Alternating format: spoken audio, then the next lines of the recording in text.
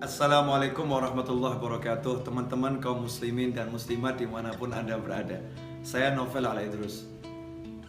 Jangan pusing, jangan bingung, jangan galau, jangan larut dalam kesedihan.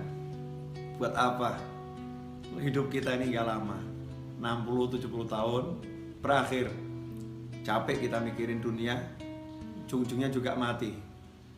Maka tinggalkan tuh semua yang buat kamu pusing, yang buat kita pusing, buat gak nyaman, buat gak enak. Tinggalkan semua. Kita ingat Allah Ta'ala saja. Kita ingat Allah Ta'ala saja.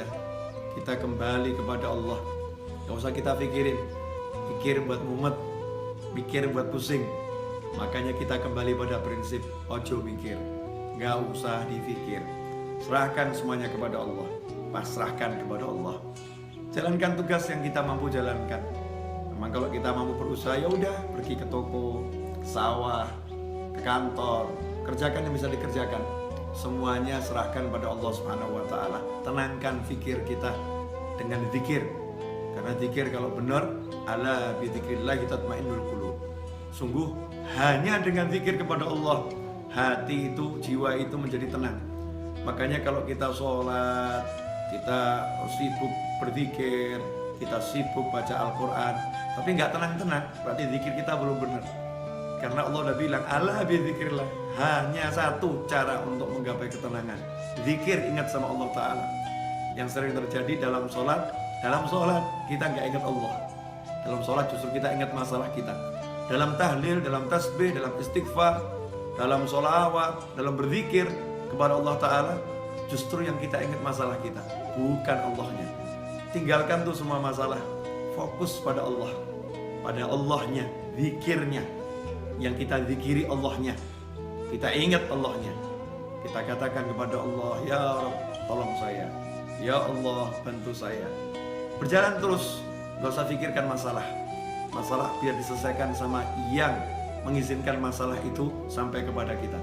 Kita pasrahkan kepada Allah, ya Allah, tolong selesaikan masalah saya. Lakukan yang diperintahkan Allah. Kalau kita bertakwa, Allah udah jamin, wa may yattaqillaha yaj'al lahu makhrajan wa yarzuqhu min haitsu la yahtasib. Siapa yang bertakwa kepada Allah, apa itu takwa? Laksanakan perintahnya, jauhi larangannya.